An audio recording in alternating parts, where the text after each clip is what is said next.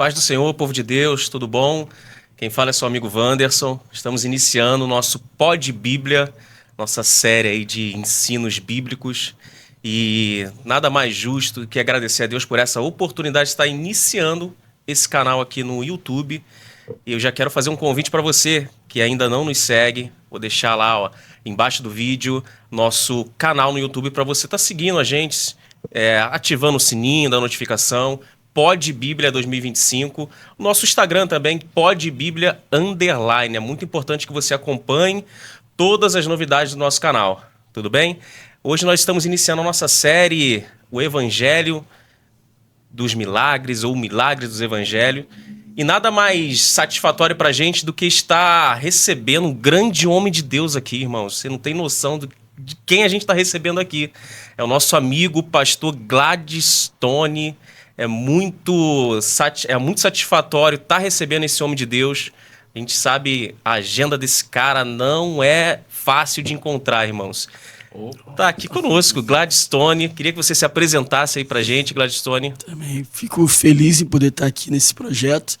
Louvar a Deus pela vida de vocês, Cleiton, Wanderson, Misael, que também está aí com vocês nessa jornada.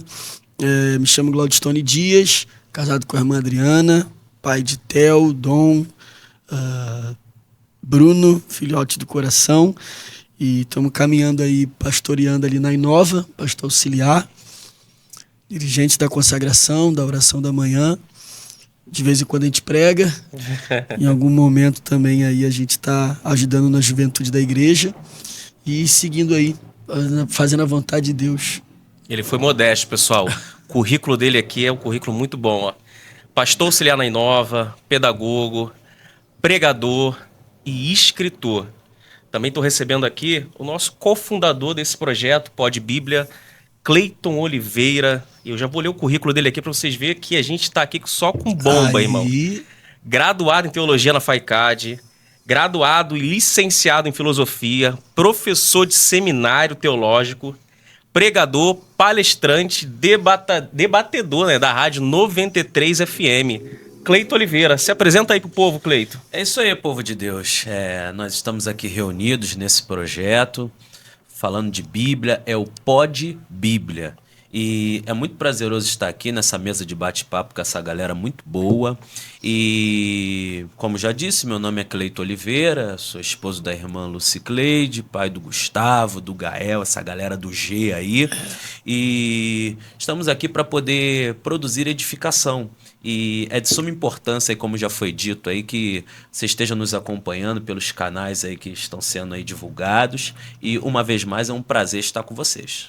Hoje nós estamos iniciando uma temática de 4 episódios, e cujo título dessa temática é os milagres do Evangelho e o Evangelho de Milagres. Hoje nós estaremos falando sobre o cego de Jericó. Até fiz algumas enquetes lá no meu Instagram sobre esse tema específico e algumas dúvidas foram levantadas.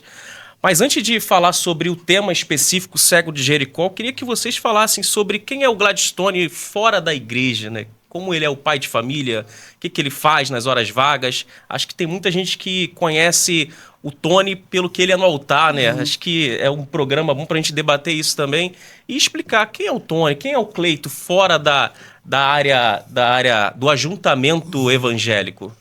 Então, já começa por aí, né? Fora do altar, eu sou o Tony, né? A galera conhece bastante o Gladstone na ideia da pregação do evangelho, né? Do ministério. Mas, fora do altar, eu sou o Tony, né? Não deixamos de ser cristãos, defender os nossos princípios, mas a minha maior parte do dia, quando eu não estou nas minhas funções eclesiásticas ou ministeriais, são com os meus filhos. Sempre jogando bola, jogando videogame, algo do tipo, quando não envolvendo alguma coisa relacionada ao Flamengo, que é muito importante, né, mano? É muito importante. Tenho, porém, contra ti. Assim, não queria nem entrar, já que é um Pod Bíblia, né? É até importante a gente citar que o Flamengo ele é ele faz parte ali da Gênesis capítulo 12, né? Quando Deus fala com explica Abraão, isso. quando Deus fala com Abraão que ele seria pai de uma grande nação. Então é um time bíblico, né? Então eu me mantenho aí biblicamente bem pautado nos meus momentos de folga e graças a Deus não tenho outra visão que não seja a minha casa, meus filhos e a obra de Deus. É o que a gente faz. Amém, isso é importante. Cleito, quer se apresentar para o povo de Deus? Bom, vamos lá, né? Fora da igreja, né? Fora desse, enfim, né? Das funções eclesiásticas, como definiu bem o nosso irmão Tony, também sou pai, também tenho uma rotina ali bem presente com os meus filhos, sempre ali no dia a dia com eles, com a minha esposa também. Também tenho a minha vida profissional, também onde sou comerciante, também sou professor também. E é justamente na área aí da docência que às vezes se confunde um pouco a minha vida ministerial com a minha vida profissional, né? Que eu sou professor de seminário teológico, então tenho essa rotina, sempre estou lidando com o povo de Deus, seja na igreja ou na sala de aula, então estou sempre lidando ali com a igreja em si na minha rotina. Então basicamente esse é meu dia a dia e é basicamente isso, né? Amém. O milagre em questão que nós iremos falar hoje, ele se encontra lá em Marcos capítulo 10, versículo 46 em diante, que é a cura do cego Bartimeu. E eu só sou o cara que faz aqui a ponte entre esses dois profetas aí dessa geração. Eu queria ouvir de vocês o que vocês têm para agregar sobre esse milagre. O telespectador que está nos acompanhando agora, eu tenho certeza que tem muitas dúvidas, eu separei algumas delas aqui, mas eu queria que vocês colocassem aqui de maneira bastante prática sobre o milagre em questão do cego Bartimeu. Vou começar com o Cleiton. Bom, vamos lá, né? Quando nós falamos sobre milagre, né, o conceito de milagre, nós, enfim, né, poderíamos passar o podcast inteiro falando sobre o conceito, né? E acredito que eu traria uma definição, Tony traria uma definição, Vandes também traria uma definição, e é muito amplo. Se fôssemos falar de todos os milagres da Bíblia, então, enfim, né? O próprio João, ao falar sobre o que Jesus fez, né? Ele falou que não caberiam ou não haveriam livros, né, que coubessem todos os relatos no mundo, né? Então, o milagre é quando o extraordinário ele entra em contato com o ordinário. É quando o sobrenatural ele entra em contato com o natural. E ali ocorre um evento. E esse evento, se referindo à Bíblia Sagrada, ele é recheado de propósito e carregado de uma mensagem, né? O milagre nunca é um fim em si mesmo. O próprio João usa uma palavra muito interessante para se referir aos milagres que Jesus operou, e ele usa a palavra sinal. E quando você pensa a palavra sinal, pense ali nas sinalizações de trânsito. Elas não são um fim em si mesmo, elas apontam para uma realidade que está para além delas. Então, nós devemos pensar milagres dessa mesma maneira, não como um fim em si mesmo. Se referindo ao cego de Jericó, não é apenas ali alguém com uma deficiência visual tendo ela restaurada, mas existe algo para além daquilo. Esse sinal, esse milagre aponta para algo, aponta para Cristo, aponta para algum propósito que Jesus tinha em sua mente ao fazer esse ato extraordinário. Para início, a minha fala sobre milagre é essa. Milagre, antes de qualquer coisa, é um sinal, e um sinal sempre aponta para além de si. Não é uma mera cura, é um milagre. Exatamente. Até agregando ao que o Cleiton falou, eu sempre apresento milagre como um desrespeito às leis naturais. Deus desrespeitando literalmente as leis naturais, mostrando ao homem que quem controla todas as coisas ainda é ele, né? Então, para mim, todas as vezes que vejo um milagre na Bíblia, ele nunca é só um milagre, né? Ele acaba trazendo muitas lições a respeito de todo o contexto que envolve aquele acontecimento. E alguns desses milagres, como por exemplo o milagre do cego de Jericó, ele é recheado de lições ali, de um contexto que vai muito além só apenas da cura. Exemplo, você pode pegar outros textos em que a Bíblia é muito clara. Jesus curou fulano, Jesus curou ciclano, Jesus curou beltrano, e não dá o contexto nenhum daquela situação. Mas, no caso do cego de Jericó, como alguns outros, ele faz questão de mostrar todo um contexto, algumas lições que envolvem o milagre. Então, para mim, milagre é a violação das leis naturais. Uau! Eu estava estudando sobre esse texto, sobre o cego de Jericó, e veio algumas dúvidas, e deve ser a dúvida de alguém que está nos ouvindo agora. Por que no Evangelho de Mateus, no Evangelho de Lucas, não dá o nome Bartimeu, dá só falando sobre só o cego? A gente vai ver lá que em Mateus o texto relata que Jesus se deparou com 2 cegos. Aí a gente vai ver em Marcos 1, em Lucas 1, e a gente às vezes parece meio contraditório quando nós lemos os 3 evangelhos. Se Jesus estava saindo, se Jesus estava entrando em Jericó, queria que vocês falassem um pouco sobre esses milagres específicos e sobre essas colocações que a gente às vezes cria uma confusão na mente de algumas pessoas quando a gente vai ler evangelho por evangelho, né? Porque a gente sabe que eles se diferenciam por conta das visões, para quem foi escrito. Queria que vocês falassem sobre isso. Então, a despeito dessa multiplicidade de visão, né? Como já foi bem dito, né? Isso daqui é literalmente um fato sinótico, né? Porque nós encontramos nos 3 evangelhos chamados sinóticos, né? Que partem do mesmo ponto de vista, partem de uma mesma ótica. E nós percebemos que, de fato, há essa diferença nas narrativas. E vamos lá, né? Nós encontramos 2, nós encontramos 1, né? E fica essa pergunta que foi dito, né? É 2 ou é 1, né? Bom, existem diversas propostas para tentar resolver essa problemática, porque nós que acreditamos na Bíblia Sagrada como palavra de Deus e inerrante palavra de Deus, nós somos atacados a partir desses ditos ao dizer o seguinte: peraí, nós temos contradição, então esse texto na verdade é uma fraude. Mas na verdade não. Se você fizer uma análise matemática, aonde tem 2, existe 1. Então você começa ali também a pensar também o propósito da narrativa, o momento em que o narrador vai fazer o seu registro e as fontes que ele bebeu. Você tem que considerar também que o Bartimeu, ele é sinalizado como alguém que, muito mais do que clama, ele quando recebe o milagre, ele segue Jesus.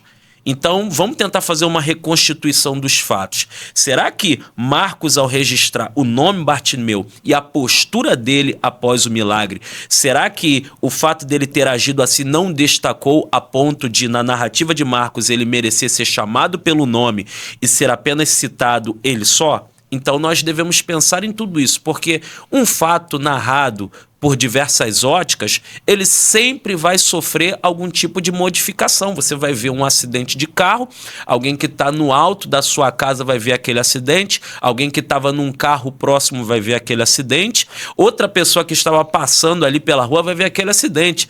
As 3 pessoas vão ter ali o mesmo fato diante de si, mas vamos ter 3 narrativas. Nessas 3 narrativas, talvez nós encontremos 3 responsáveis. Um vai olhar e vai dizer o seguinte: não, o carro ali que tá mais amassado, ele que teve mais culpa porque ele avançou o sinal. Quem tava de cima da casa vai dizer, não, o outro que parou bruscamente, ele parou. E o outro que tava passando vai dizer que o problema era do prefeito que não fechou o buraco, que fez com que o outro reduzisse bruscamente. Então, mas você tem o mesmo fato diante de si, mas 3 perspectivas distintas. Isso não anula o fato em si. Isso evidencia o propósito de quem narra. E isso talvez seja uma ilustração para a gente abrir o entendimento para essa multiplicidade de versões do mesmo fato. Perfeito. Sem contar que todas as vezes que alguém olha para a Bíblia apenas como uma leitura, uma simples leitura, ela pode inclinar-se pro caminho que seu coração está lhe levando. Por exemplo, se a pessoa lê a Bíblia na ideia de estudá-la, ele vai buscar informações a respeito de. Se a pessoa busca a Bíblia ao intuito de entendê-la, ela vai buscar informações acerca de. Se ela busca a Bíblia apenas pelo fato de de ler o que está escrito sem nenhum propósito além disso, ela pode, então, assim, gerar N confusões acerca do que está escrito, porque ela não tem um propósito específico para aquilo que ela está fazendo. O que parte da maioria dos que buscam a leitura bíblica. A maioria, infelizmente, elas não buscam numa ideia de entender o que de fato está dizendo e nem estudar. Alguns só pela curiosidade de querer saber o que está ali. E isso pode, sim, de fato, gerar algumas coisas com relação a, de repente, até uma confusão dessas questões. 2, 1, estava entrando, estava saindo, porque não são informações importantes no que diz respeito à desconstrução do texto ou à desconstrução do fato. Então, se a pessoa fincar os olhos, não no todo em que o fato está sendo mostrado, mas informações que são irrelevantes para o todo, ela pode sim, de fato, se perder na leitura e não entender o que realmente o texto quer dizer. Show. A Bíblia vai relatar lá em Lucas que Jesus ele reúne os discípulos, né? E o caminho dele era ir até Jerusalém, onde ele iria celebrar a última ceia ali, né? A Páscoa. E no texto que a gente acabou de citar, que é de Marcos, a Bíblia diz que Jesus chegando a Jericó, e ali Jesus vai realizar 2 milagres assim que eu acho extraordinário. Primeiro é o do cego, e depois a gente vai lá para Zaqueu, né? Mas sobre o cego específico, o cego Bartimeu, filho de Timeu, lá em Lucas vai dizer que é só os cego, e Mateus vai dizer que é um cego também, e um vai dizer que é entrando, outro vai dizer que é saindo, enfim, a gente entendeu aqui que isso nada diferencia do que realmente é, né? Que é o milagre. A gente está falando aqui de um milagre que para aquela ocasião ali, ele surtia muito efeito. Por que eu digo isso? Porque a Bíblia diz que quando Jesus ele está entrando em Jericó, o cego ele ouve que é Jesus e ele chama filho de Davi. Só que eu queria que a gente se atentasse aqui à multidão que já tinha acompanhado os milagres de Jesus, poderia aproximar o cego de Jesus. Era mais fácil, né? A multidão colocar ele próximo de Jesus para Jesus realizar o milagre. Mas no entendimento de vocês, o que vocês vê que a multidão fez ali para repreender aquele cego? Para ele não atingir o objetivo dele, que era ser curado? Então, vamos lá. Quando eu penso nessa atitude da multidão, né? A Bíblia deixa muito claro no verso 48, que diz o quê? E muitos o repreendiam para que se calasse. Quando nós vamos estudar comunicação, existem 3 elementos importantes. Você tem o receptor, você tem o emissor, mas também existe um agravante entre o receptor e o emissor. Esse agravante geralmente é chamado de ruído. O ruído é tudo aquilo que tenta ali, de alguma maneira, aplacar, prejudicar ou interromper aquilo que está sendo comunicado. Aqui nesse texto não é diferente, nós estamos falando de uma comunicação. Você tem o emissor, que é o cego, Bartimeu, você tem o receptor, que é Jesus, e você tem um ruído. Esse ruído é o quê? A multidão, é representado pela multidão e as suas repreensões, dizendo para quê? Para que ele parasse de clamar. E eu percebo aqui nesse momento que o Bartimeu, ele tem uma atitude bem interessante, porque ainda falando do campo das comunicações, qual é o objetivo do comunicador diante do ruído? Eliminar ou reduzir para tornar tanto mais eficiente a comunicação. O Bartimeu não poderia fazer isso. Ele não tinha condição de quê? De reduzir o ruído. Então, se ele não pode reduzir o ruído, o que ele faz? Ele potencializa a voz. Já que não dá para eu poder anular o ruído, já que não dá para eu poder calar a multidão, então eu potencializo o clamor. E é justamente isso que traz êxito nele. Essa é a minha primeira percepção no momento. Ele não pode eliminar o ruído, então ele potencializa o clamor. Aí o texto diz, e clamava cada vez mais. Então, por vezes aqui refletindo e trazendo uma aplicação muito própria para nós, né? Por vezes nós lidamos com ruídos, com empecilhos, com barreira, e são coisas intransponíveis. Coisas que a gente vai ter que aprender a lidar, porque elas não sairão do nosso caminho. Mas qual é a saída? Já que não dá para eliminá-los, é potencializar aquilo que nós estamos fazendo. porque aí sim nós teremos êxito. E a multidão, todas as vezes que ela, ou a maioria das vezes, né, que ela aparece ao redor de Jesus, ela é um problema para os reais necessitados, né? Me parece, todas as vezes que eu leio um texto que envolve uma multidão, sempre me parece que a multidão, ela, por tanto seguir Jesus, passa a fazer de Jesus a sua propriedade. Então eles passam a decidir quem deve ser curado, quem não deve ser curado, quem deve ser salvo, quem não deve ser salvo. Eu vou dar um exemplo que não está preso ao texto do cego de Jericó, mas só para a gente ter uma noção. Por exemplo, você tem em Lucas, capítulo 8, Jairo. E em Lucas, capítulo 19, você tem Zaqueu, que é um dos milagres de Jericó. O Jairo, ele rompe a multidão lhe permite, lhe dá passagem, ele vai até Jesus, alcança o favor de Jesus e leva Jesus para casa. O Zaqueu faz a mesma coisa. Ele não consegue romper a multidão, mas ele corre até uma figueira, se adianta à multidão, sobe até lá, Jesus o vê e leva ele para casa. A multidão não reclama que Jesus foi na casa de Jairo, mas a multidão fica irritadíssima porque Jesus foi na casa de Zaqueu. E se você for olhar os dois em si, você percebe que eles são praticamente iguais em algumas situações. Por exemplo, Jairo é chefe da sinagoga, Zaqueu chefe dos publicanos. Jairo aproximadamente tem uma vida considerável, Zaqueu é rico. Jairo tem um problema em casa, Jesus descobre que Zaqueu também tem um problema em casa. Jairo quer ver Jesus, Zaqueu também quer ver Jesus. Jairo leva Jesus para casa e Jesus vai para casa de Zaqueu porque ele quer. Então, os dois praticamente têm o mesmo contexto de história, só que a multidão, por andar com Jesus, ela faz dele propriedade. E aí ela começa a decidir. Não, esse aqui ele pode entrar, nesse aqui ele não pode, esse aqui ele pode curar, esse aqui ele não pode. Então, assim, uma aplicação até para a nossa vida cotidiana, de igreja, alguns lugares as pessoas têm Jesus como a sua propriedade. Então, fala com ele, mas não fala com ele, porque se falar com ele, não pode. Sabe? É aquele espírito da quinta série. Né? Que se você é meu amigo, não pode ser amigo dele porque ele é meu inimigo. E aí acabam fazendo isso com Jesus. Então, há essa diferença. Né? E por que eles gostam de Jairo, príncipe da sinagoga? Por que eles não gostam de Zaqueu, chefe dos publicanos? Então, eles começam a limitar o poder de Deus, a graça de Deus, até onde Deus pode alcançar. E me parece que um cego é a mesma coisa. E você pode perceber que, geralmente, quem está na multidão não recebe nada. Você não tem, assim... Sempre para Jesus fazer algo específico, ele tem que tirar a pessoa daquela multidão, né? Ele tem que afastá-lo da multidão, porque geralmente a multidão se apropria de algo que eles não têm direito, a fim de achar que eles devem selecionar quem Deus deve agir. E a gente tem, infelizmente, isso no nosso meio. Aqueles que acham que Jesus são sua prioridade ou propriedade, né? E aí vão dificultando a vida de outros. E vocês falaram, né? É uma coisa bastante interessante. Vocês acham que esse é um problema da nossa igreja atual?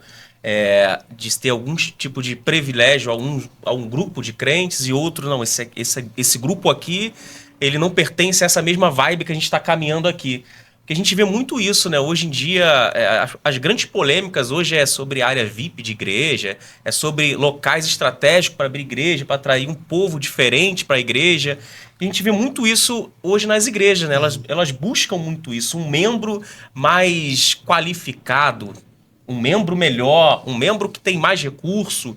E isso eu acho que é um grande problema do nosso evangelho de hoje. Eu queria que vocês falassem um pouco sobre isso. Justamente, né? Quando nós pensamos sobre isso, em nenhum momento nós vemos Jesus agindo como um técnico querendo formar um time. Ele sempre age como um pastor cuidando de um rebanho. Uma vez veio o jovem rico e falou o seguinte: eu quero, estou disposto a ir contigo. E o seguinte, eu quero herdar a vida e eu cumpro os mandamentos, eu sou politicamente correto. Jesus olha e fala o seguinte: nossa, vamos lá, vamos continuar a conversa. Você vai lá vender tudo que você tem, depois você vem e me segue. A Bíblia diz que ele foi lá e saiu triste. saiu triste, né?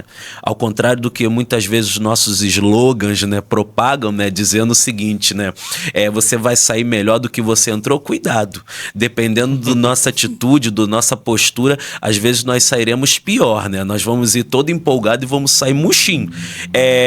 Outro momento, um escriba ali vai se apresentar para Jesus e vai fazer a declaração que é tirada lá do livro de Ruth. Ele é escriba, ele poderia fazer isso, né? Muito bem, muito hábil. Ele, eu te seguirei aonde quer que fores. Isso daí ele está derivando lá da declaração, né? Ela é retirada lá do livro de Ruth.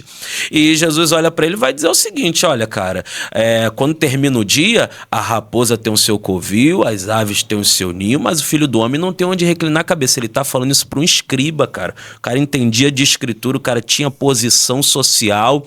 João capítulo 3, o Nicodemos procura ele de noite. Jesus poderia fazer por menos, ainda que ele tivesse não querendo comprometer a sua imagem, fala, tá bom, me serve aqui no escondido. Jesus fala, cara, você me chamou de mestre, você falou que eu sou bom, você diz que eu venho de Deus, mas para nossa conversa continuar, você tem que nascer de novo.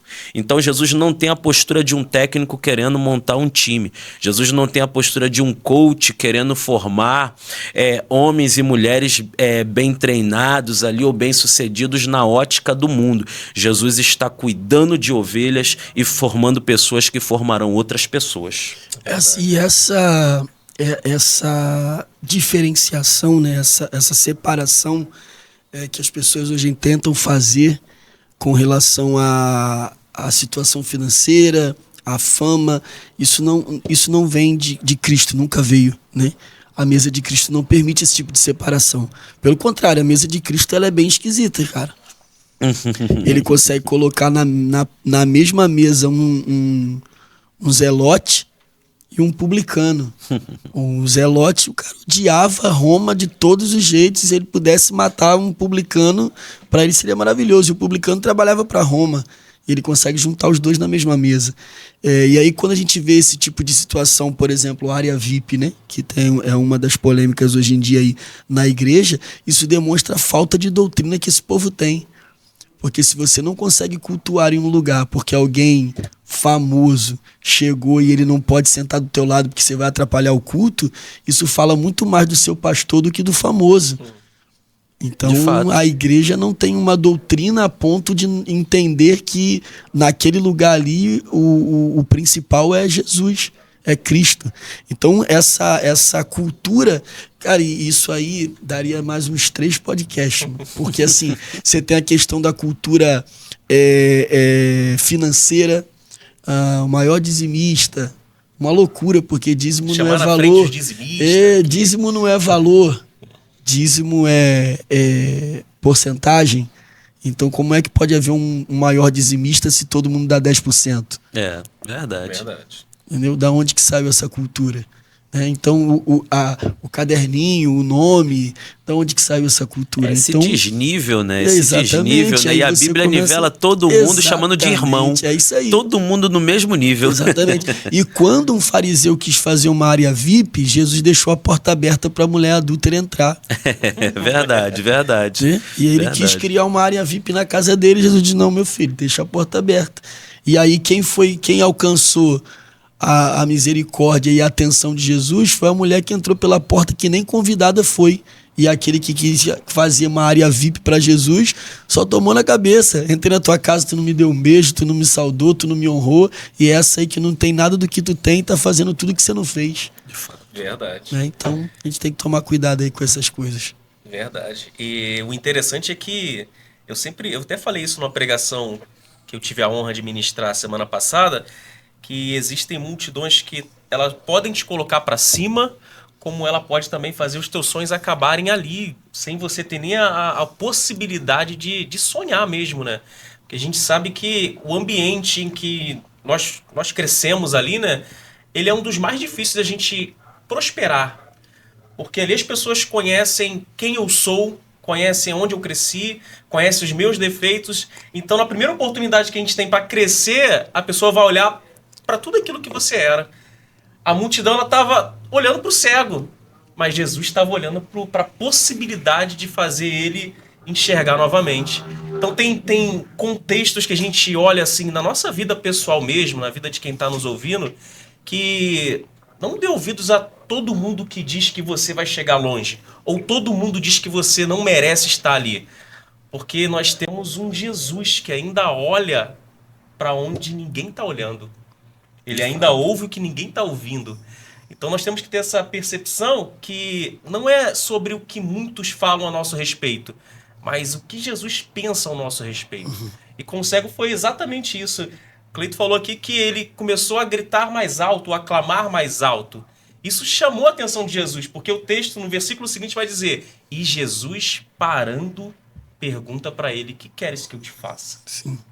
É até interessante pensar nisso, porque além da multidão ali, que já é um obstáculo para ele, que é aquela galera que não quer que ele chegue, né, que quer colocá-lo à margem da sociedade ou do caminho ali, como ele já estava pela sua deficiência, além desse problema externo, se você acompanhar Marcos 10, e até ler aí o versículo 46, me chama a atenção, porque dependendo da versão, você vai encontrar escrito assim: Bartimeu, cego, filho de Timeu, estava sentado junto do caminho mendigando. E termina assim, né? 46, de algumas versões. Mendigando. Nesse período que a Bíblia afirma que ele está mendigando, Jesus já passou por ele. E Jesus não fez absolutamente nada. Levando em consideração a sua fala de que Jesus vê o que ninguém vê e olha para o que ninguém está olhando, ele já sabia a condição daquele cego. E ele não faz nada. No 47, ele ouvindo que era Jesus, começou a clamar. Aí no 49 é que Jesus para. Quer dizer, Jesus passa por ele e só para dar algum tipo de atenção a ele quando ele passa a clamar. Enquanto ele está mendigando, Jesus passa e não faz nada. Jesus só para fazer alguma coisa quando ele deixa de mendigar para clamar. Então você acha que pior do que a multidão que não quer que a gente chegue é a gente viver essa síndrome de coitado. Sim, de fato. Viver essa síndrome de mendigo emocional, de mendigo espiritual, sempre terceirizando o teu sustento a outros, utilizando da tua deficiência para ser sustentado pelo outro. Então, as pessoas nunca crescem, de repente, em alguns lugares, porque elas se acostumaram com a bolsa. Sim, então se acostumaram. Então, é muito mais fácil ficar dizendo: eu sou um cego, que não posso fazer nada, que não tenho condição de nada, do que levantar e clamar. Porque sempre vai aparecer alguém para te dar uma esmola ali. Então, os vitimistas, eles vivem de esmola. Só os que creem vivem de milagre. Milagre não é para... É bom deixar isso claro. Milagre não é para vitimista. O milagre não tem a ver... A linguagem do céu não é vitimismo. A linguagem do céu não é necessidade. Porque se a linguagem do céu fosse necessidade, a gente não teria mais necessitados. A linguagem do céu é fé. E isso vai além dos meus questionamentos, das minhas condições. Então hoje eu acho que a gente tem muito mendigo espiritual que acostumou a ser aquele cara que vai ser adulado, né, que vai ser carregado o tempo todo, que vai ser sustentado o tempo todo. Então ele nunca se levanta, mano. Ele nunca está disposto a romper não só aquela barreira externa, que eu acho que a barreira interna ela é pior do que a barreira externa. Sim, de fato. Por exemplo, vou dar um testemunho, quase testemunho. Tirando carteira de habilitação. Fiquei chateado, mano. Fiquei reprovado. Falei, caraca, não vou fazer mais isso não, mano. Aí conheci um rapaz que não tem as pernas. Caraca, aí um choque. Aí não dá. Não dá. Pô, Como. não tem como. O cara tá lá andando de carro habilitado e eu, perfeito, não vou desistir. Então, às vezes, a barreira interna ela é pior do que a externa. Sim, porque existem aleijados que andam, mano. Verdade. Entendeu? E existem pessoas perfeitas que são aleijadas por dentro. Então, até onde esse vitimismo tem nos levado a se curvar aos ruídos. Porque se você se mantém vitimista, o ruído te vence. Ele só faz Jesus parar quando ele rompe o ruído e rompe a ideia de mendigo. E se você ler o texto, no 49, você vai ver que Jesus manda chamar o cego, não o mendigo.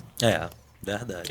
Jesus não diz, vai lá e chama o mendigo. Ele diz, vai lá e chama o cego. Porque enquanto ele estava fazendo a deficiência dele de trampolim para o sustento, Jesus disse, tu quer viver de esmola, eu não vou te segurar.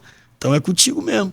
Agora, quando ele decide apresentar a deficiência dele de fato para Jesus, aí Jesus então vai começar a mudar a vida dele. Então acho que, de repente, a gente precisa mudar a nossa postura com relação a ver Jesus passar e não ficar esperando que ele vá nos dar uma esmola, abandonar esse vitimismo religioso, esse vitimismo espiritual, que é o que tira o povo da igreja.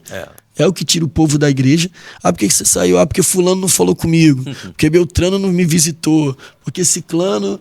E aí você mudar esse tipo de postura para que Jesus de fato veja alguém ali que está rompendo as suas próprias deficiências a fim de que ele opere um milagre na vida dele. De verdade. E dentro dessa fala aí do vitimismo, né? Isso daí é uma constante nos nossos círculos ali, entre os nossos, né? E você vê que no texto o Bartimeu só não vê, porque o restante todo ele faz. Exatamente. Ele não apenas fala, ele clama. Uma coisa é falar, outra coisa é clamar. Isso. Ele não apenas ouve, ele compreende, porque ele ouve o quê? Opa, o filho, Jesus, o Nazareno. É isso que ele ouve circular. Mas ele não apenas ouve, ele absorve, ele interpreta, a ponto de o quê? De colocar no seu clamor, não Jesus, o Nazareno, mas o filho de Davi. E é uma consideração muito importante, porque ele, ao invés de se limitar pelo que lhe falta, ele potencializa o que ele tem. Exatamente. Ele poderia se vitimizar. Eu sou cego, por eu sou cego, eu não vou clamar. Eu sou cego, por eu ser cego, eu não vou dar importância para o que está sendo falado ao meu redor. Mas não, ele só não enxerga. O restante todo ele pode fazer. E vai para além do fazer. Ele potencializa o que ele faz. Ao invés de só falar, ele clama. E ao invés só de escutar, ele ouve e compreende. Exatamente. E outra coisa importante aí, cara, que eu acho que é bom a gente também destacar, é o fato de, utilizando até a ideia do Cleiton, que é uma realidade, que é a única coisa que o cego é cego, o resto ele tem de boa. E a gente sabe, quem já viu aí as Paralimpíadas, vão ver lá o futebol de cego. E aí como é que os caras fazem naquele futebol de cego para poder manter a ordem ali, né? Eles utilizam os sentidos que funcionam. Isso. Então, não perdeu a visão, então ele precisa de tato, que é para manter o espaço, né, saber o espaço, e audição, que é as duas formas dele entender onde ele tá e para onde ele tem que ir. Então fica um carinha atrás do gol, batendo palma, gritando para ele saber onde é o gol, uma bola com sininho e um cercado ali para ele entender o espaço. Então ele entende espaço, ele tem a ideia de espaço pelo tato e pela audição. E Bartimeu vai trabalhar assim, porque depois que Jesus passa, como que um cego sabe onde ele tá, irmão? Verdade. Como ele vai ter a ideia dele que ele vai ser ouvido se ele já passou? Então ele potencializa a voz e aí alguém diz assim, cala a boca. Ele, opa, tá por aqui ainda. De fato. Porque se eu tô chamando alguém e quem não tem nada a ver com isso tá se metendo, isso, então tô no caminho certo. Então ele vai utilizar exatamente, não sei se na época já tinha esse conceito, mas ele vai utilizar desse conceito. Ele vai começar a clamar mais alto na ideia de, tipo assim, se ainda tem alguém me ouvindo, uma hora quem tem que me ouvir vai me ouvir também. Fato. Então, em alguns momentos, até o obstáculo é preciso para você saber se você está no caminho certo. Então, se não tem essa multidão gritando para ele parar, ele não saberia que deveria continuar. Verdade. Então, algumas vezes, quando a gente ouvia, como você disse anteriormente, você não merece estar aí, é porque é exatamente o lugar. Serve de combustível, né? É exatamente o lugar que você deveria estar. Então, se você olhar para isso e perceber, né? Claro, existe todo um contexto ali, nós não estamos falando de bons conselhos, nós estamos falando de críticas de alguém que não quer você bem. Então, quando você percebe que está caminhando para um lugar onde a tua vida está crescendo em Deus, e eu vou até destacar uma coisa aqui que eu acho importante. Tudo que vem de Deus tem que alcançar 3 propósitos. Tudo o que vem de Deus. Tem que glorificar quem deu, tem que aperfeiçoar quem recebeu e tem que abençoar quem está perto. Tudo que vem de Deus. Tem que glorificar quem deu, melhorar quem recebeu e abençoar quem está perto. Se o que vier de Deus, o que vier para mim não glorifica a Deus, não foi Deus que me deu. Veio para mim e não me aperfeiçoou em nada, não foi Deus que me deu. Veio para mim e ninguém pode ser alcançado por aquilo que veio para mim, não foi Deus que deu. Geralmente, quando você lê a Bíblia, tudo que é dado por Deus segue esses 3 propósitos. Vou dar um exemplo que não é o do Bartimeu, mas a gente vai chegar lá. Pedro lá no barco, a noite toda pescando, não pescou nada. Jesus aparece, manda ele jogar do lado direito, multidão de peixes na rede do camarada, ele glorifica a Deus. Sai daqui que eu sou um pecador. O Senhor é maravilhoso, eu não presto. Deus é glorificado. Pedro é aperfeiçoado, porque a noite anterior ele não pescou nada. E aí, na hora de ir embora, Jesus fala o quê? Deixa os peixes. Estragou? Estragou não. Alguém levou. Então, tudo que vem de Deus, ele vai glorificar o Deus que deu, vai abençoar vai melhorar quem recebeu, ou aperfeiçoar quem recebeu, e abençoar quem está perto.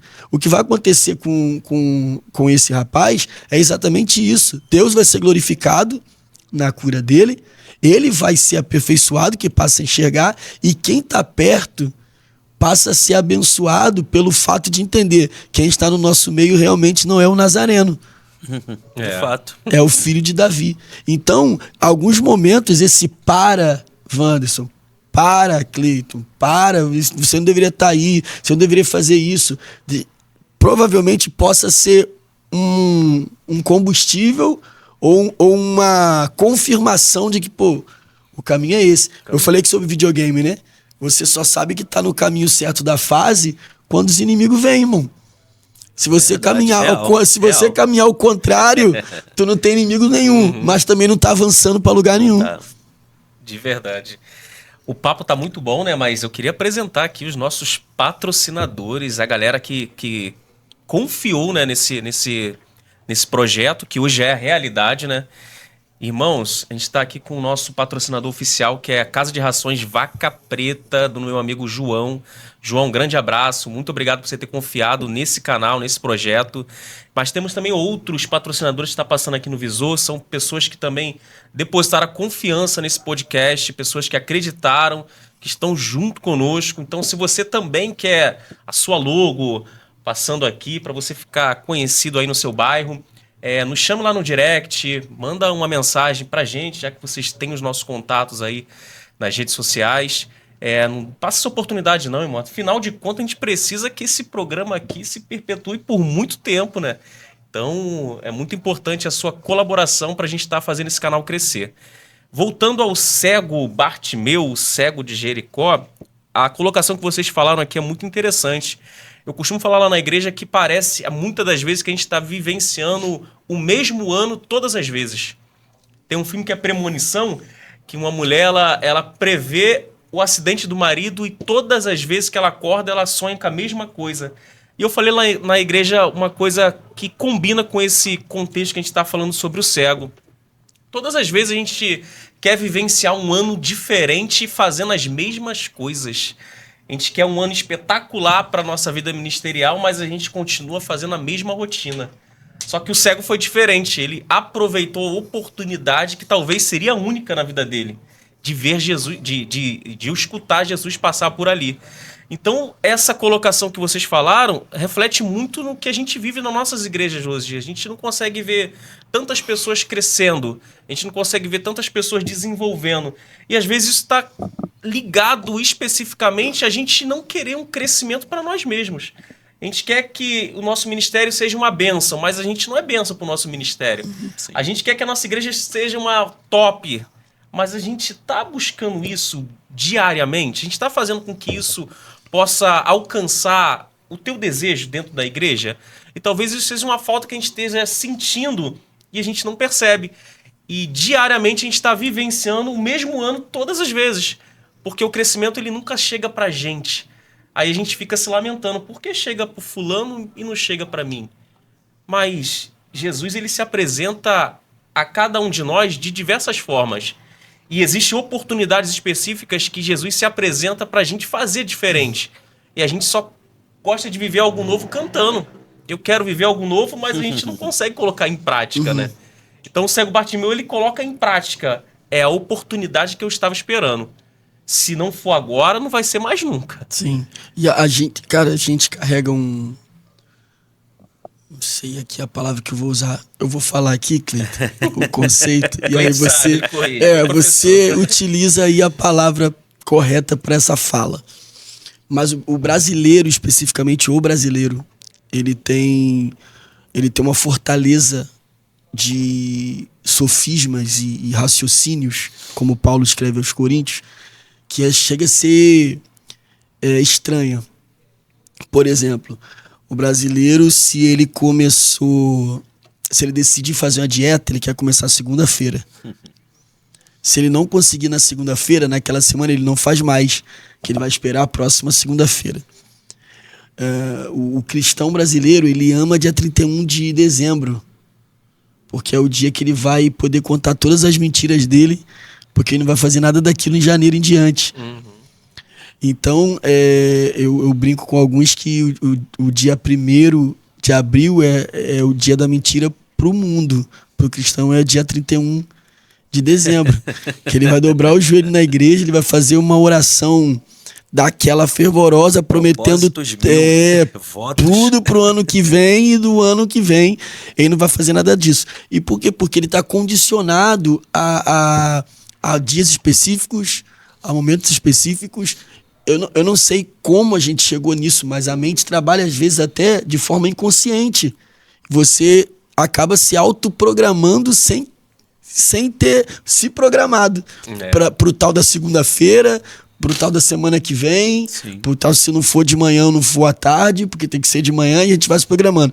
Isso biblicamente tem uma passagem interessante que é da mulher rica, né? Quando o filho morre e ela começa a arrumar as coisas para procurar Eliseu, aí o marido dela fala assim: ué, nem é lua nova, né?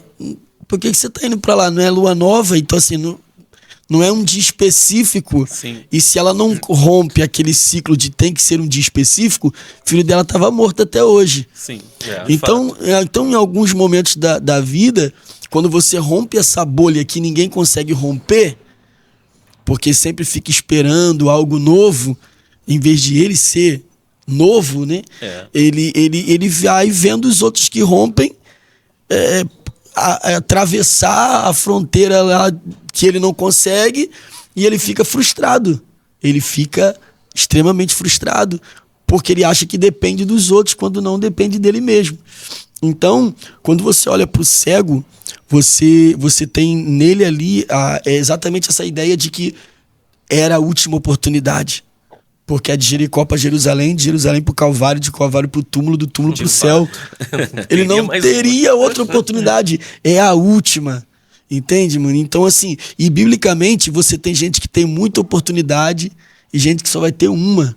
Você tem um Sansão, irmão, que de oportunidade ali aquele camarada não pode reclamar nunca. Você tem Sansão que tem muitas oportunidades, você tem o Jonas que tem 2 oportunidades, mas você tem o cego que só tem uma, irmão. A única. Então, é aproveitar as oportunidades quando ela aparece. Quando não, você criar essas oportunidades. Em algum momento, você tem que criar, porque quem vai criar a oportunidade é o cego. Ele não tem só uma oportunidade, ele cria a oportunidade. Porque se ele não clama, se ele não se levanta, se ele não decide fazer alguma coisa, Jesus ia passar. E vou te falar, mano, é assustador.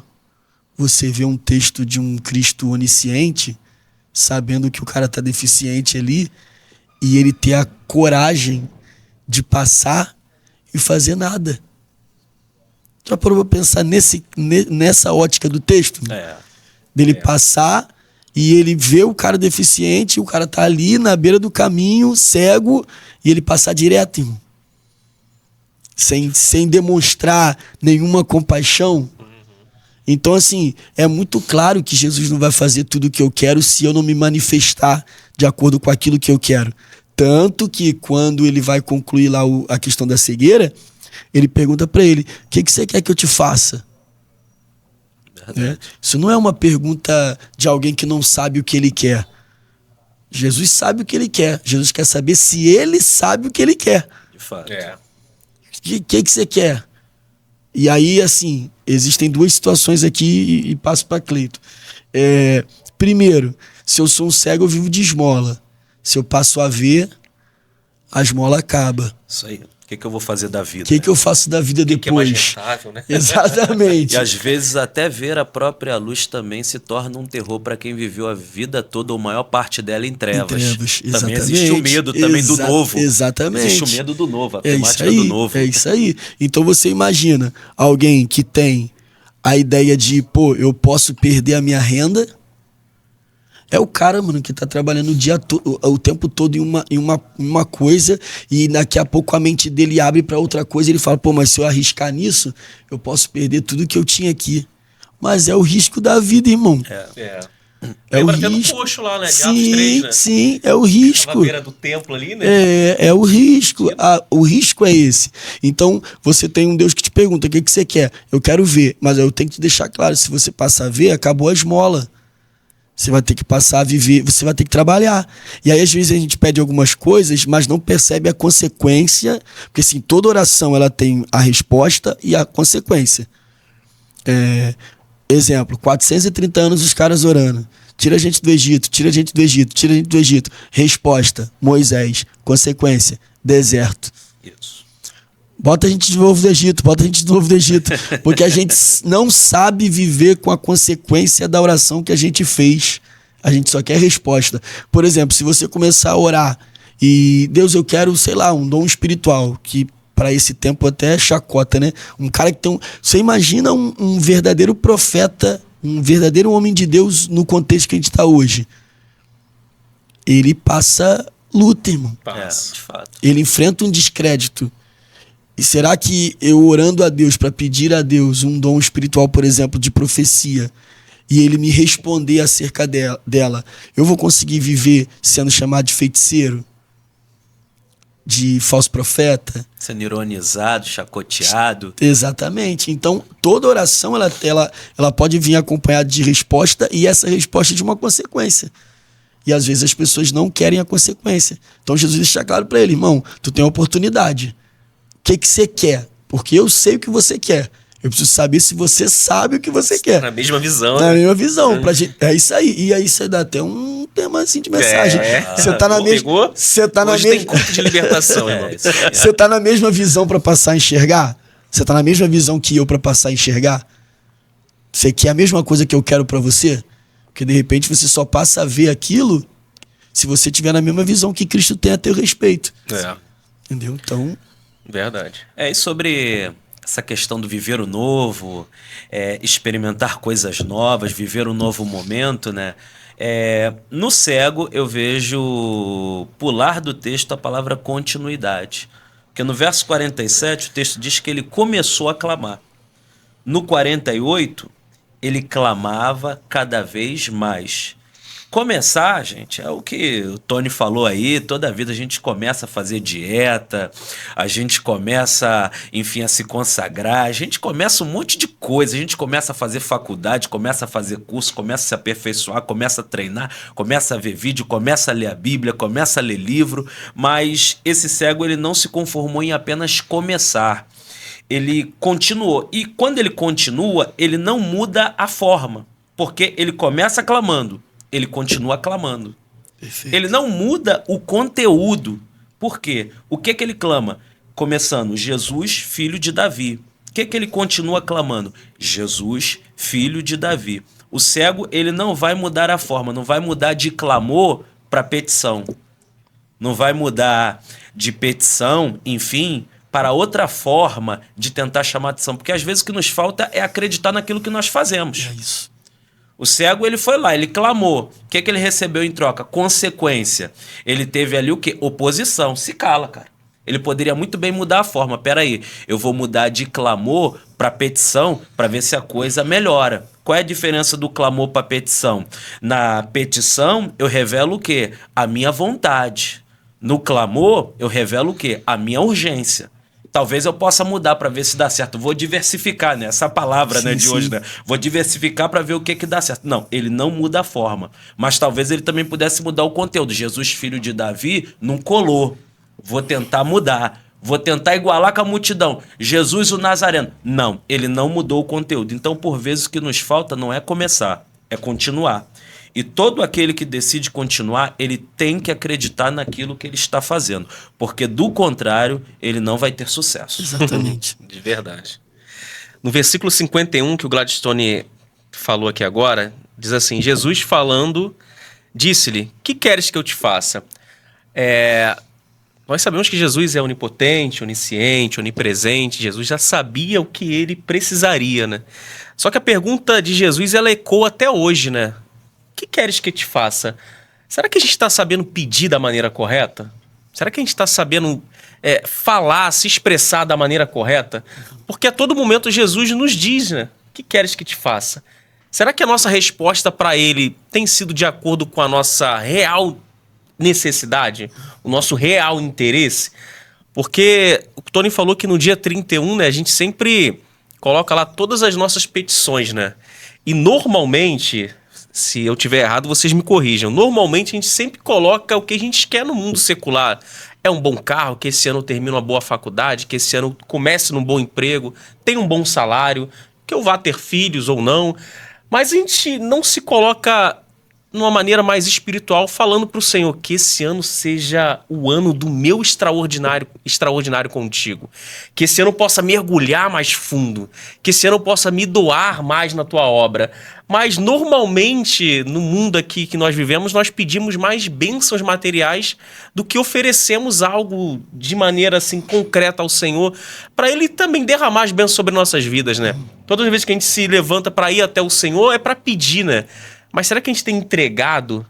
Será que nas nossas orações a gente tem falado para o Senhor realmente o que é a nossa necessidade? E assim, você tocou num ponto que é muito importante. Eu tenho comentado com jovens lá da igreja, com algumas pessoas mais próximas. A impressão que eu tenho hoje é que as pessoas buscam a Deus por estabilidade, não por eternidade. Uhum. Então, essa busca forte, desesperada por ser estabilizado, de ter e não que seja isso errado, mas a partir do momento que você coloca a estabilidade na frente da eternidade, você já mudou o conteúdo. Sim, de fato. Entende? Então, você começa... Todo cristão começa espiritual, mano. Você começa ali querendo conhecer a Bíblia, indo na escola dominical, indo no culto de ensino, buscando um livro, alguma coisa. No meio do caminho, alguma coisa muda em algum momento, que aquilo já não tem tanta importância ou não tem tanta relevância. E aí o conteúdo, às vezes, vai mudando, porque você começa a se agarrar em outras coisas que são importantes, mas não tão importantes como o conteúdo que você começou. Então, por exemplo, quando Jesus chama os discípulos, eles vão todo empolgados, né? Pedro é o primeiro que larga o barco, larga o peixe, larga a rede, larga tudo e vai embora. Ele vai embora. Mas ele é um dos que pergunta para Jesus: e agora que a gente largou tudo? Uhum. Até então ele não ficava preocupado com isso. Ele está acompanhando Jesus e ele chega no momento da vida dele que... Peraí, e o barco?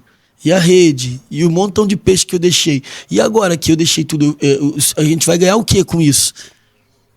Quer dizer, a mente dos discípulos já não começa, já não é mais a mente do começo. E se você for ler os evangelhos, você vai perceber que eles começam a ter alterações com relação à estabilidade e a eternidade o tempo todo. Eu não vou sentar à direita, eu quero sentar à esquerda, quem é o maior? E eles começam, e é exatamente essa questão de trocar a eternidade pela estabilidade que faz Judas trair Jesus.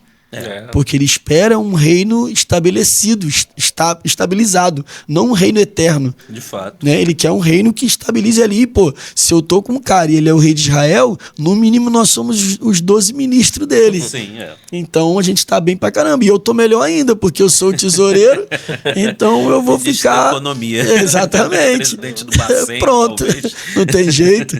Então, as pessoas vão se perdendo. Aí Jesus vai dar uma aula, irmão. Uma aula, assim, absurda, que é Mateus 6, sobre a questão de você voltar ao conteúdo inicial, ao propósito inicial. Ele diz, por que vocês estão tão ansiosos? Aí olha a forma com que Jesus vai trabalhar. Olhe para as aves do céu. A primeira lição que Jesus dá ali: você está ansioso, você não vai olhar para coisas que homens construíram, Porque isso vai te deixar mais ansioso ainda. Ah, tô pilhado, vou no shopping. Vai ficar mais pilhado ainda, porque você não tem o dinheiro para comprar o 16 Pro Max Blaster. Vai ficar mais pilhado, que você vai ver uma televisão de 90 polegadas e você não tem condição de comprar. Ele diz, tá ansioso? Vai ver o que eu criei. Dá uma olhada nas aves do céu. Vê se eu não sustento elas. Vou sustentar vocês também. Aí ele vai piorar, mano. Ele vai botar um negócio num nível lá em cima. Ele diz, olha o lírio dos campos. Nem Salomão, em toda a sua glória, se vestiu como um dele. Irmão, Jesus diz assim, esse lírio floresce hoje e amanhã jogado no fogo. Ele dá tempo de validade para o lírio, 24 horas. Ele disse que Salomão, em toda a sua glória, não se vestiu como lírio. O tempo de glória de Salomão foram 40 anos. Ele está dizendo que em 40 anos, Salomão não conseguiu se vestir como um lírio que só vive 24 horas. Olha só, tremendo.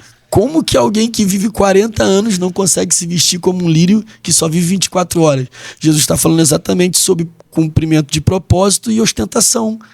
Salomão nunca ia se vestir como um lírio, porque ele se veste para ostentar e o lírio para cumprir um propósito. Então mais vale 24 horas de alguém que se veste por propósito do que 40 anos de alguém que se veste por ostentação. Então, Jesus está trazendo os discípulos, está dizendo, pô, vocês estão querendo ganhar o quê? Salomão ganhou 40 anos e não viveu o que deveria viver na sua plenitude como um lírio vive em 24 horas. Então, você tem um Judas, por exemplo, que viveu 3 anos e meio com Jesus e que morreu fora do propósito inicial que Jesus tinha para ele, e você tem um Estevão que é consagrado no 6 e morre no 7. Sim. E cumpriu o propósito dele com muito mais eficiência do que o próprio Judas. Então, concluindo, você vai dar uma olhada no texto e Jesus vai dizer assim, as aves são do céu e o lírio são dos campos, e o lírio são do campo. Se o lírio tivesse no céu e a ave tivesse no campo, não teria provisão para nenhum dos dois. Por quê? Porque a ave não foi criada para o campo e nem o lírio para o céu. Para a ave ser cuidada, ela tem que ser do céu. Ele diz, olhai as aves do céu. Ele não podia dizer só olhai as aves, mas ele faz questão de dizer, olhai as aves do céu. E se for em Gênesis, você vai dizer que foi no céu que as aves foram criadas. Ele diz, olhai o lírio dos campos, porque o lírio foi criado na terra, no campo. Então ele deixa claro, a provisão vem se você estiver no lugar que você foi criado para estar. Então ele diz, as aves são do céu, o lírio são dos campos. Aí ele volta para os discípulos e diz assim, e vocês buscai um reino. Porque assim como o lírio é do campo e as aves são do céu, vocês são do reino. Se vocês querem provisão como eles têm, vocês precisam estar no lugar que vocês foram chamados para estar. Então, às vezes, a gente quer estar em muitos lugares, porque outros estão. É a questão que o Cleiton falou. Você quer se igualar à multidão, porque a multidão está vendo coisas que você não viu. Então, de repente, se eu fizer o que o Cleiton faz, eu passo a ver o que ele está vendo. Mudo a forma, mudo o conteúdo, customizo. Exatamente. Eu vou no pique camaleão até alguma coisa dar certo. E não confio no conteúdo. E aí, quando você não confia no conteúdo, dificilmente você vai ser provido. Porque você mesmo não consegue acreditar no que você carrega. De fato. Como que você vai ser provido sobre isso? De fato, quando nós analisamos essa pergunta, né, que revela muito daquele que responde, né, o que queres que eu te faça, né, ela vai dar em 2 caminhos a resposta. Ou ela vai revelar a necessidade, ou ela vai revelar a vontade. A resposta vai por esses 2 caminhos, ou vai revelar necessidade, ou vai revelar vontade. E ele responde justamente no campo do quê? Da necessidade, né? Aí voltando naquela questão da esmola, né? Por que Jesus pergunta o que queres que eu te faça? Porque é o seguinte, dependendo da resposta dele, ele poderia falar, pô, me dá uma moeda aí, não é? Uhum. Era o que ele fazia. Sim. Com todos os que passavam ali naquele lugar. Verdade. Eu costumo dizer que esmola é o seguinte, esmola não muda quem recebe e também não faz falta para quem dá. Esmola é isso. Porque na esmola você não prepara muita coisa. É o que não te faz falta. Ninguém coloca a mão na cabeça e vai dizer, nossa, ficou faltando o dinheiro que eu dei de esmola. Não, por quê? Porque a esmola tem essa característica. Não faz falta para quem dá, mas também não muda a vida de quem recebe. Então Jesus pergunta, o que você quer? Quer continuar vivendo de esmola? Opa, eu tenho um tesoureiro. O que não vai faltar aqui é moeda para você, mas você vai continuar onde está. Mas não, ele vai para o campo da necessidade. Eu quero ver, porque nem sempre nós queremos o que precisamos. Fato. Venhamos e convenhamos, nem sempre nós queremos o que precisamos. Às vezes nós queremos tudo, mas a nossa escala de prioridade está toda bagunçada. A gente quer o que a gente deseja, a gente quer o que a gente almeja, nós queremos o que nós planejamos, mas não queremos o que precisamos. Então, essa pergunta é reveladora. E ele vai dizer, eu quero o que eu preciso, eu quero ver. Exatamente. E outra coisa, cara, essa pergunta, além de revelar o caráter de quem vai responder, ela também acaba revelando a acessibilidade de Cristo. Porque, assim, essa pergunta, de forma clara, assim, ela aparece pelo menos umas 3 vezes nas Escrituras, partindo, assim, de algo divino. Para Salomão, depois do sacrifício, e ele tem um sonho, Deus aparece no sonho e pergunta para ele, o que você quer que eu te dê? É quase um que queres que eu te faça? O que você quer que eu te dê? Elias para Eliseu, o que você quer que eu te dê, que eu te faça antes de ser tomado de ti? E depois Jesus para o cego. O que você quer que eu te faça? E assim, situações diferentes, lugares diferentes, pessoas em condições diferentes, recebendo a mesma pergunta. Isso demonstra um tratamento de igualdade no sentido de acessibilidade. Poxa, meu Deus, o Salomão, ele é filho de Davi, ele é um príncipe, Sim. Ele está dentro de um palácio. O Eliseu, ele é filho de um fazendeiro, né, que abandonou a fazenda para seguir o Elias. E o cego é o filho de Timeu. De fato. São totalmente diferentes. Um está na beira do caminho, o outro está na caminhada ministerial, o outro está dentro de um palácio. E ele pergunta a mesma coisa para os 3. É um tratamento que, mais uma vez, rompe a ideia de área VIP. Entendeu? Rompe mais uma vez. Ele trata de forma igual um príncipe, um filho de fazendeiro e um filho de Timeu. Ele trata um príncipe, um herdeiro e um mendigo da mesma maneira. É a mesma pergunta. E quem vai passar para ele quem de fato é quem responde. É quem responde. Então, a acessibilidade, o Deus que se manifesta para mim, ele se manifesta para você, se manifesta para você. A questão é como nós respondemos essa acessibilidade. Como a gente responde a isso, né? Como a gente olha para essas oportunidades que aparecem. Eu não sou digno, não é para mim, não é chegada a minha hora. Sabe? Como que a gente responde? É a minha necessidade? É a minha vontade? Porque eu acredito muito nessa ideia de que a gente geralmente não sabe o que quer, mas pensa que sabe tudo. E aí, nesse embaralhar de prioridades, Deus é sempre culpado por não nos dar aquilo que a gente nem sabe que quer. Sabe aquela coisa da esposa? Ai, tô com vontade de comer uma coisa hoje. O quê? Não sei, mas é alguma coisa diferente. Entendeu? Então, assim, a gente vive assim, querendo alguma coisa diferente que nunca sabe o que é. De verdade. E o cego, ele estava tão certo do que ele queria, porque antes dessa pergunta, lá no versículo 50, a Bíblia diz, e ele, lançando de si a sua capa, ou seja, a sua vestimenta, né? Aquela cena que ele estava ali mendigando, foi ter com Jesus. E complemento o que vocês estavam falando aqui, né? Sobre ter a certeza do que realmente a gente quer ou do que realmente a gente espera em Deus, né? Às vezes a gente vive na mesmice por não saber pedir. E às vezes a gente pede mais e entrega pouco. Esse é um grande defeito, né? A gente, nos cultos de campanha, a gente vai para pedir, né? Nos cultos de domingo, normalmente a gente vai para entregar. Mas já percebeu que no culto que a gente vai para pedir, a gente só foca naquilo? Só foca em pedir. É uma cura, é uma chave, é uma porta. E hoje parece que Jesus é esse cara que a gente coloca ele como se fosse alguém que só vai nos favorecer se a gente fizer algo, né? E Jesus, ele vai muito além disso. Ele preenche todas as áreas da nossa vida. Então, para o cego aqui é a oportunidade que ele estava precisando de realmente mudar de vida. E hoje a gente tem que começar a diferenciar a questão do pedir muito e entregar pouco. É que nem um filho, né? Um filho que a gente mima ele e a gente só fala... Que nem meu filho, né? O Guilherme. Faz isso que eu vou te dar aquilo. Faz isso, mas eu vou te dar isso. E a gente acaba acostumando esse tipo de crente na igreja hoje. A gente vem de um Jesus que dá tudo. E não cobra nada. A gente faz isso direto, cara. Por exemplo, quem trouxer mais visitantes vai ganhar um prêmio. Isso aí. Mano, que loucura. Quem vier o ano todo, sem faltar. Vai ganhar um prêmio. A gente vai trabalhando com adestramento. Cleiton fez muito isso, né, Benê? Fez. Dava caixa de bombom. Aí, tá vendo? E ainda assim não conseguia premiar. Ninguém ganhava.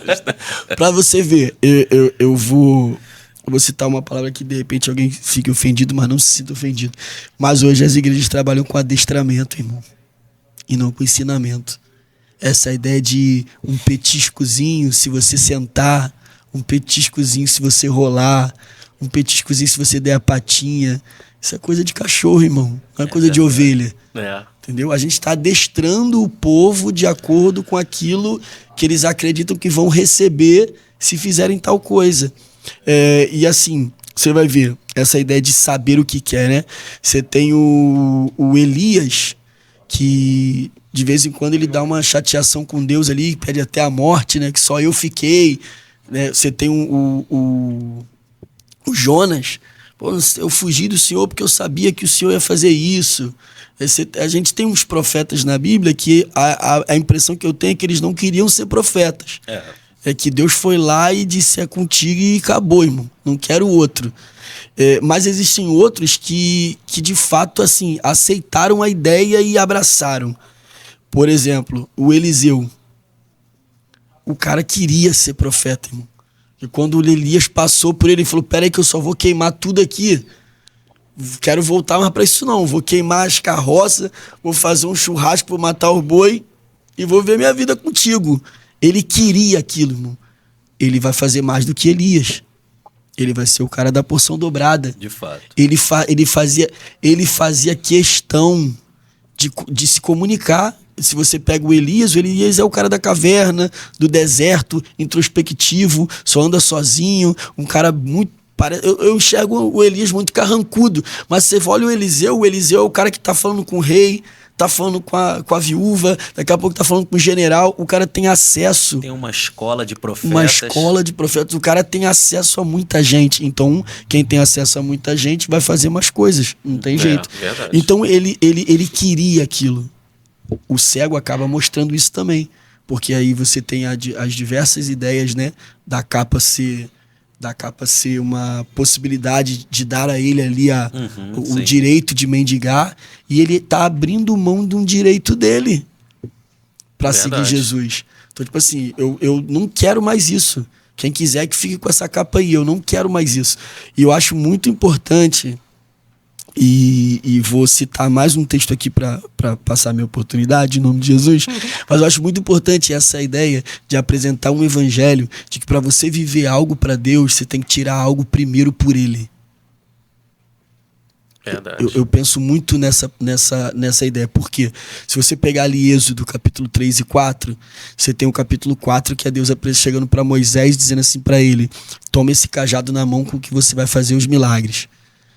É o capítulo que todo mundo quer, irmão. É o capítulo que Deus vai entregar nas tuas mãos aquilo que vai mudar a tua vida. Mas o capítulo 4 vem depois do capítulo 3. E no capítulo 3 Deus disse: tira a sandália, irmão. Eu não vou tirar, é você que tem que tirar. Sim. Tira a sandália. Tira a sandália dos teus pés, e aí tem todo aquele processo da chamada. Então o toma, o cajado, vem depois do tira a sandália. Se o Moisés não tem disposição para tirar a sandália, ele não vai receber o cajado. E todas as vezes que Deus te exige que você tire alguma coisa, sempre o que ele tem para te dar é maior do que aquilo que você tirou. Porque cajado é maior que sandália. Mas às vezes a gente está tão preso às nossas sandálias que a gente acha que aquilo é a maior coisa que tem, a coisa mais importante que tem. E quando você tem coragem de abrir mão dessa sandália, aí você vai viver coisas que aquela sandália jamais te daria. É o que acontece com o cego. Se ele se agarra à capa, pô, isso aqui quem me deu, não é todo mundo que tem uma capa dessa, né? Não é todo mundo que tem esse privilégio, não é todo mundo que tem esse direito. Se eu abrir mão disso aqui, eu posso vai que não dá certo com Jesus, que tem gente que pensa assim, né? Vai que não dá certo com Jesus. Então ele tem muita certeza. A ideia que para mim esse texto passa quando ele solta a capa é para uma aplicação para minha vida. Você tem coragem de abrir mão de alguns direitos que você tem, que por mais que sejam direitos, te tornam mendigos? Para poder viver a possibilidade de... Porque tu tá indo para uma possibilidade de... Tá em aberto. Tá em aberto. Jesus não disse que ia fazer nada. Ele só mandou te chamar. Percebe Abraão e Bartimeu? O cara sai. Pra onde? Sai, irmão. Cara, mas peraí, eu sou rico aqui, meu pai é poderoso aqui, eu tenho toda uma estabilidade aqui. Não, só sai. Mas o que... Não, só posso falar o que eu vou fazer depois que você tiver coragem de sair. Verdade. É muito louco. Aí entra o que o Cleiton falou. Já pensou um cara que anda a vida toda no escuro? Ver uma luz é dolorido, irmão. De fato, e quando Jesus manda chamar ele, né, e chamaram o cego, ele foi e não estava enxergando. As coisas ainda não estavam abertas ainda, nada tinha acontecido, nenhuma coisa tinha movido. Então ele só tinha clamado, foi atendido, vem cá. Então ele larga a sua capa, vai até Jesus e nesse momento ele acaba correspondendo. E é interessante o que falou sobre isso, né? Porque isso daí nos faz dar um salto acima da nossa mediocridade. Exato. Que às vezes nos limitamos, ficamos naquela zona de conforto, ficamos com aquele bote salva-vida e nunca damos esse salto de fé que por vezes é necessário. Não é largar ou atender o chamado, né, depois de enxergar, mas é ir apesar de não enxergar. Sim. Então esse que é o ponto que eu reflito aqui nesse momento, e a resposta de Jesus para ele é interessante: vai, a tua fé te salvou. Vai, a tua fé te salvou. Então, o cara que deu o salto de fé quando não enxergava, ele recebeu visão e agora recebeu feedback. A tua fé te salvou. Ele pediu visão, e nesse contexto do que ele pedir visão, o que é mais fácil? Pedir moeda ou pedir visão? Mais fácil é pedir moeda. Mas ele não. Ele tem tanta fé que ele, mesmo não enxergando, ele saiu de onde ele estava, largou a capa, foi até Jesus e pediu o que só alguém que tem fé pede: visão e não moeda. Isso aqui dá até um corte daquele... Estão apostos agora? Um corte daqueles caras de fase de efeito. Sim, porque moeda não te dá visão, mas visão pode te dar moeda. Olha, eita, pronto, colou. Entendeu? Tem um ponto dentro disso daí também, né? Dentro do chamado de Abraão, que é interessante, né? Ele não viu nada e Deus fala para ele assim: sai da tua terra, da parentela, vai para a terra que eu vou te mostrar. Ou seja, você sai para ver. Isso é promessa. Agora, quem vê para sair, aí volta os cortes de pregador, né? Tá esperando o quê? Proposta. Mas não é a proposta que enche os nossos olhos. A gente fala: eu quero ver para eu sair. Exatamente. Mas não, quando se trata de promessa, eu não necessariamente vou ver para sair. Eu tenho que sair para ver. E é vendo Abraão e Bartimeu, né, que a gente caminha ali pela ideia. Por exemplo, o Abraão, ele é chamado de tudo que é possível em Ur dos Caldeus, menos do que ele gostaria de ser chamado. Ele é esposo para Sara, ele é senhor de Eliezer, ele é irmão de Naor, ele é tio de Ló e ele é filho de Terá. Ele é filho, esposo, senhor, tio, irmão, mas não é pai. Aí Deus vai oferecer para ele aquilo que ele quer ser chamado e que nunca foi chamado onde ele morava. Olha aí. Então olha a proposta que Deus, que não é nem uma proposta, né? Mas uma promessa. Olha a promessa que Deus faz para ele. Se tu ficar aqui, vão te chamar de tudo que você precisa ser chamado, mas nunca daquilo que você quis ser chamado. Mas se você sair daqui, eu vou exatamente agir onde nenhum deles pode fazer por você. Então, o camarada... E Deus é louco, irmão. Louco, tá? É louco. Porque ele fala assim: tu vai ter filho com a Sara. Irmão, tu vai ter um filho com a estéril. Eu vou te fazer pai de uma forma que só eu posso fazer. Porque Abraão se tornou pai de formas que ele podia fazer. Né? Que quando ele deita com Agar, ele se torna pai da forma que ele podia fazer. Mas a promessa de Deus é: eu vou te fazer de uma forma que você não pode fazer. E aí a gente tem até uma ideia de um Deus de vitória e um Deus de milagre. Porque o Deus de vitória, o que é vitória na visão espiritual? Vitória é Deus te dar condição de. Tu compra aí uma casa, minha dívida, e Deus te dá condição de pagar. Vitória. Você compra um carro e paga as parcelas, vitória. Vitória é Deus te dá condição de. Milagre é Deus te dar sem ter condições. Então Deus às vezes é um Deus de vitória, mas algumas vezes ele é um Deus de milagre. É onde ele te dá sem você ter condições de fazer. E aí tem um braço da fé que eu acredito que seja algo que falte em nós, que é a coragem. A coragem é um braço da fé que a gente não utiliza. Tanto é que a oração proposta pelo escritor aos Hebreus não é entrar diante do trono com fé, é entrar diante do trono com ousadia. Então, às vezes, em alguns momentos, falta em nós essa coragem. Sim. Essa coragem de crer em quem está chamando, em crer no conteúdo, em crer naquilo que eu acredito de fato que fui chamado. E se você não acredita nisso, mano, ninguém vai acreditar. Não adianta, ninguém vai acreditar. Então, em alguns momentos, falta coragem. Esses dias mesmo, a gente estava comentando sobre isso na igreja. E aí tem até um vídeo aí que eu postei no Instagram, que bateu hoje aí 900 mil visualizações. O vídeo. De um rapaz lá da igreja. Olha que louco, vou contar esse testemunho aqui. Pode? Tem tempo? Pode ficar à vontade. Tivemos um problema na nossa igreja de lugares. Cleiton já foi lá pregar. Nós tínhamos uma igreja com 300 lugares e atendíamos 700 pessoas nos cultos. Então tinha que fazer 2 cultos ao domingo. Uma festa da nossa igreja, numa quinta-feira, no comando do Rede das Mulheres. Nós teríamos a convidada a Elane Martins. 3 horas da tarde já tinha gente na igreja. 7 horas não tinha mais lugar. Chegou uma caravana de Curicica querendo entrar. Eu na portaria tirando serviço, disse, mano, não tem como entrar, a igreja tá cheia. A gente fez um anexo aqui para poder atendê-los no telão. Ela respondeu, se eu quisesse ver por televisão, eu via da minha casa. Eu não quero ficar aqui. Fez um vídeo, e no vídeo ela colocava a igreja e dizia que a igreja só podia entrar quem pagava e tal. E começou a humilhar a igreja e xingar a igreja. Aí pegou a moto, fez mais um vídeo na moto, dizendo que estava indo embora, muito chateado porque queria cultuar, e o pastor da igreja não deixou cultuar porque ela não tinha dinheiro para pagar o ingresso. Fez um terceiro vídeo, sentada no bar, bebendo cerveja, dizendo que eu queria estar no culto, mas o pastor me fez vir beber. Esses 3 vídeos dela junto deram 55 mil visualizações. E aí aquilo chateou muito, o pessoal começou a entrar na página da igreja, começou a xingar, começou a falar um monte de coisa e tal, e de chamar de mercenário. O pessoal nem conhecia o contexto da história, mas a tragédia vende, né? Sim. E aí, beleza. O pastor fez um vídeo, né? O pastor Rafael fez um vídeo de resposta ao que tinha acontecido e falou, cara, não tem condição de a gente continuar aqui, isso vai dar muito problema pra gente, vamos procurar um lugar. Só que a gente já tem um terreno.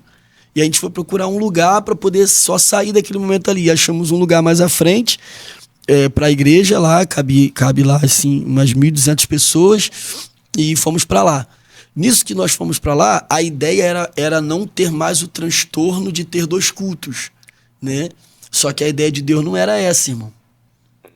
Nossa ideia poxa, vamos acomodar as 700 pessoas que caminham com a gente de uma forma melhor. A ideia de Deus não, eu quero que vocês vão para lá por causa de um casal. Aí entra esse vídeo que eu postei. O rapaz é cego, é surdo e tá ficando cego. A doença dele é degenerativa, ele tá para perder a visão. Procurou aí uma cirurgia em São Paulo, só que tá em teste ainda, deve demorar uns 10 anos, segundo a mente lá. Então até 10 anos o camarada pode ficar cego a qualquer momento. E tentou se matar 3 vezes, irmão. Ele tentou se matar uma das vezes porque ele tem uma filha e ele não consegue ver assim de forma periférica, só na frente. A menina caiu aqui do lado dele e quebrou o pé. Ela gritava de dor e ele não via e não ouvia. Então ele tá ali, agora tá ali. Aquilo mexeu tanto com ele que ele tentou se matar. E aí a terceira vez que ele tentou se matar, quando ele saiu pela porta da casa dele, a igreja estava na frente da casa dele, irmão. Meu Deus. Aí ele, viu uma igreja lá, que a igreja, a gente fez a obra lá em 2 meses, né? E aí foi muito rápido. Então, quando ele saiu, ele viu a igreja na frente dele, não decidiu que não ia se matar, que ia no culto. Ele foi no culto, aceitou a Jesus, a esposa dele aceitou Jesus, estão caminhando com a gente lá. E aí a gente achava que ia acomodar 700 pessoas, mas Deus estava de olho num cara que queria se matar. Caramba. Entende? Então, assim, e aí olha que coisa, como é a ideia de você estar caminhando naquilo que Deus tem para você. Nós temos uma irmã que faz um curso de Libras há anos e a igreja nunca usou. Nunca usou, Cleiton. Ela já veio de outro lugar falando em Libras. Sim. Nesse dia, o rapaz entrou e a única pessoa que falava em Libras era ela. Meu Deus. Um estudo, um curso que ela fez e nunca usou. Tudo vai se encaixando. Entende, mano? E aí, exatamente naquele dia, a única que estava lá há muito tempo e que nunca tinha usado, foi a pessoa que Deus usou para apresentar para ele o evangelho, apresentar a esposa dele o evangelho, os dois se converterem, não tirarem a sua vida, e a esposa dele depois falou com a gente que o desejo deles era ir para a igreja, mas eles iam à igreja e eles não conseguiam entender o culto porque não tinha quem utilizasse do Libras. Então, Deus tem os seus métodos, cara. Deus tem os seus meios que vai muito além. Mas, às vezes, e aí eu brinquei lá no dia, na verdade, já tinha brincado, mas a minha fala nesse dia foi séria. Eu falei que eu acredito numa igreja inclusiva. Numa igreja nesse ponto, que vai atender autistas, que vai atender deficientes, PCDs, que vai atender todo tipo de deficiência. Mas eu acredito numa igreja poderosa, irmão.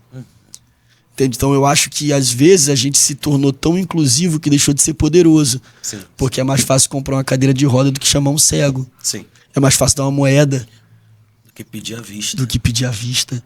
Entende? Então, e a partir desse dia que foi na nossa conferência de jovens, no carnaval, eu venho falando isso com Deus.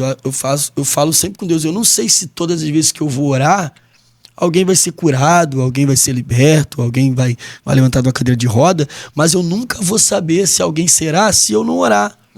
Então, por exemplo, hoje a gente teve um testemunho lá na consagração. Uma menina de 7 anos chamada Gabriela.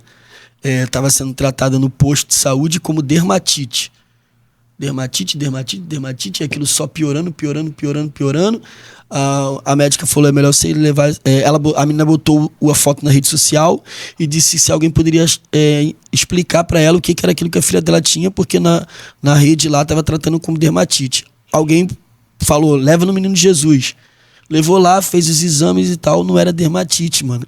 Tem um nome aqui, era melanoma metastático. Ou seja, um câncer na cabeça que ela tinha, 7 tumores na cabeça, que já estava em metástase e estava já na pele da menina e ela já estava com o câncer tomado. Ela saiu e foi pro culto. Nós oramos pela menina, eu fui na igreja dela depois, orei novamente pela menina e hoje ela foi lá mostrar o exame. Não tem nada, irmão. Meu Deus. Isso. Não tem nada. A foto está até aqui. Deus. É o nosso Deus. Então, se você não tiver coragem de levantar, você nunca enxerga, irmão. É, verdade. A visão só veio depois que ele levantou. Se você não levanta, você continua cego e não pode reclamar. Boa. Tem um rapaz aqui que ele perguntou, foi hoje de manhã isso.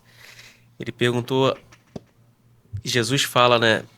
Vai, a tua fé te salvou. Aí a pergunta dele tá meio confusa aqui, vou tentar resumir. A gente sabe que tem um rito, né, para salvação criado aí pela rede evangélica, né, sobre os caminhos para a salvação.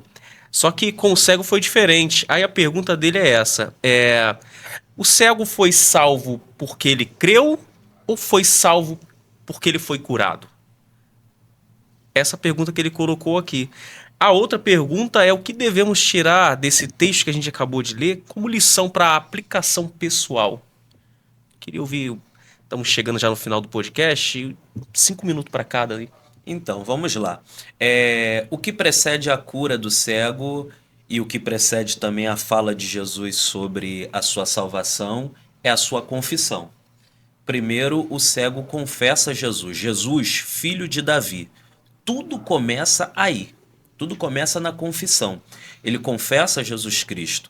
Ele confessou Jesus Cristo e não confessou Jesus Cristo à maneira da multidão, Jesus o Nazareno. Ele confessa Jesus como o quê? Como descendente de Davi, como verdadeiro Messias, como aquele que foi prometido, redentor, enfim, toda aquela imagem messiânica que envolvia aquele que havia de vir, ele associa a Jesus. Primeiro ele confessa Jesus, depois ele tem a atitude de fé de se levantar e ir a Jesus, recebe a cura, aí sim, Jesus fala sobre a sua salvação. Então nós não podemos associar a salvação dele à sua cura, mas sim à sua confissão, que precede a cura. Entendi. Exatamente. E as duas coisas só acontecem porque ele crê. Isso. Tanto a salvação quanto a cura é resultado da crença. Ele crê que Jesus é mais do que o Nazareno e ele crê que Jesus tem poder para curá-lo. E aí você caminha por esse lado. Algumas pessoas virão a ser salvas a partir do momento que elas reconhecerem que Jesus é Deus, de repente por meio de uma cura, né? Não necessariamente seja o contrário, seja salvo e depois curado. Alguns se tornam salvos porque foram curados. Isso. Que é, por exemplo, o caso do leproso que voltou. Sim, de fato. Né? Ele é curado e ele entende quem o curou e volta para confessá-lo como salvador da sua vida.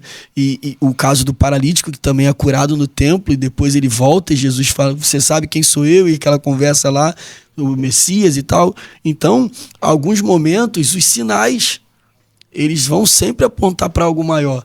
Jesus não te cura só para mostrar que ele é um curandeiro. Isso. Ele te cura para provar para você que ele era o filho de Davi.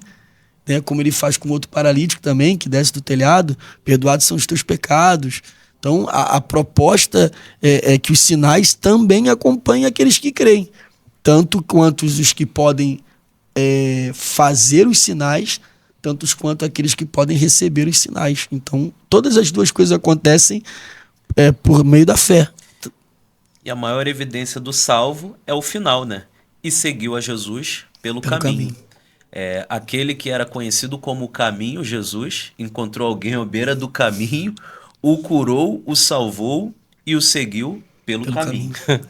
Porque o salvo tem suas evidências. Exatamente. Que é uma vida de salvo. Uma vida de salvo é uma vida que caminha com Jesus. Exatamente. Olha, eu tenho certeza que eu já li esse texto várias vezes.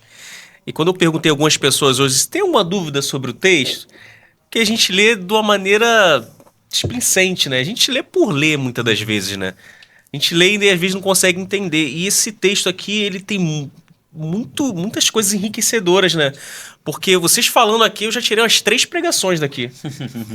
E para aplicação pessoal sobre o que a gente acabou de falar, é muito interessante. Primeiro a gente falou sobre... A gente não pode ouvir qualquer coisa que a multidão diz a nosso respeito, né?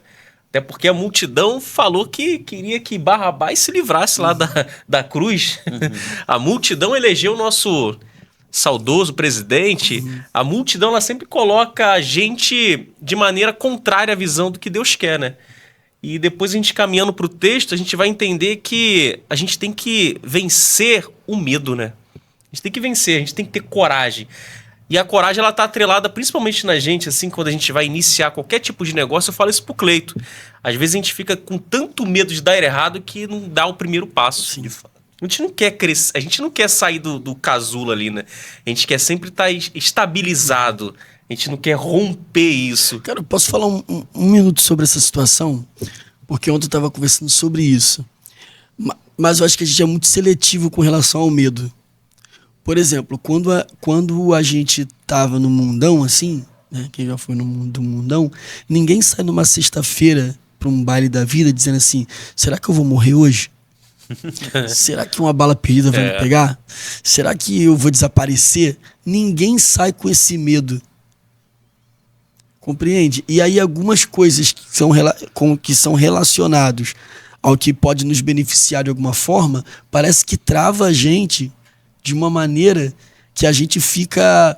eu tava dando o exemplo assim, você começa com alguém que precisa aceitar Jesus e você pergunta pra ele lá no culto, né, sei lá, alguém que tá próximo, vamos lá, irmão, vamos lá, amigo, é hoje?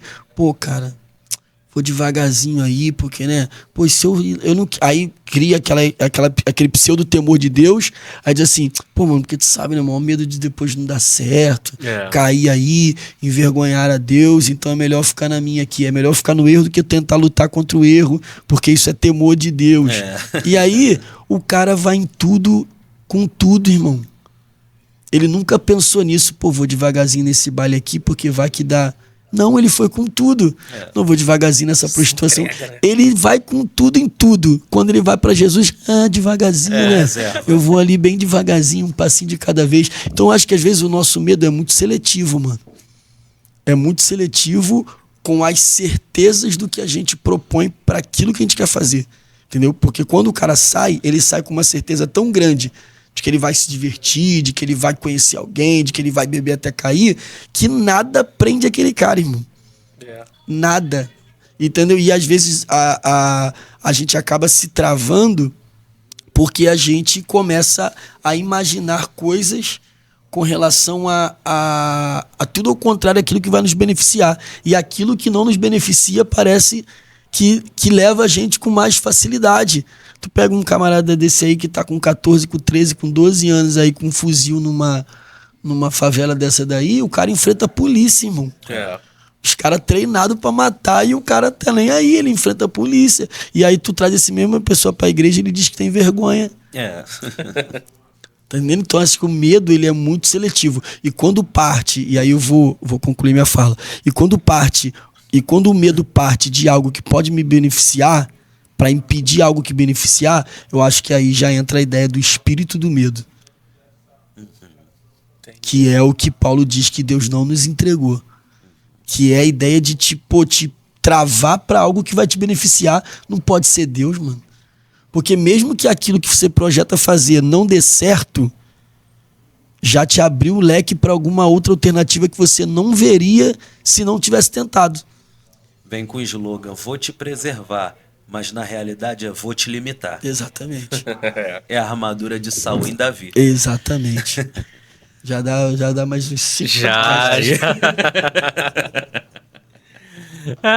Cleiton é igual aquele carinha do joguei pra cima, joguei pro alto. Quer falar, Cleiton? Não, tudo bem.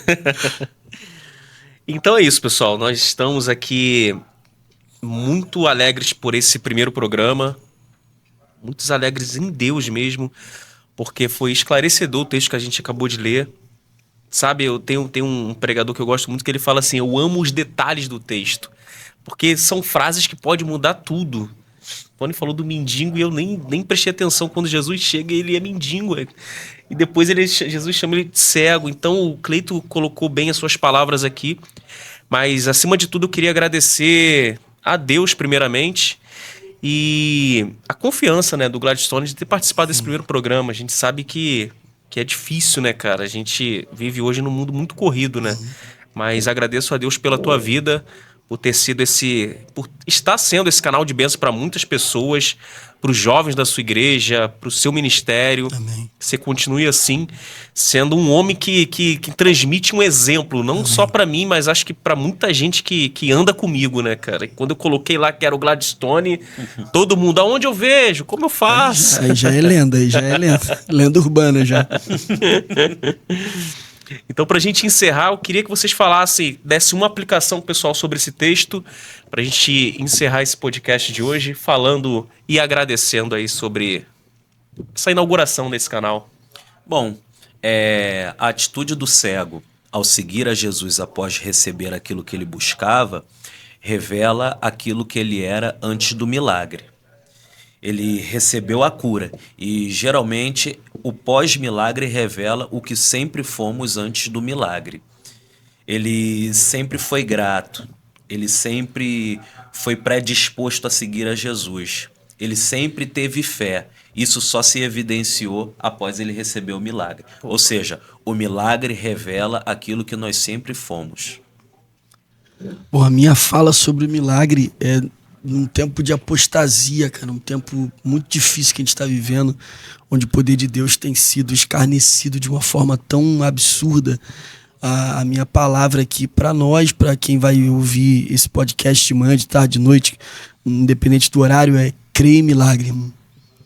Creia em milagre, porque Deus não é limitado às chacotas de redes sociais, não é limitado às apostasias aí colocada na bandeja para quem quer se alimentar.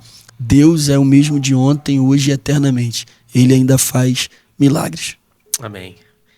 A minha fala sobre esse episódio é: não ouça qualquer um, não pegue conselhos com qualquer um. Sempre esteja direcionado em Cristo, porque é Ele que vai ser o suficiente para todas as áreas das nossas vidas.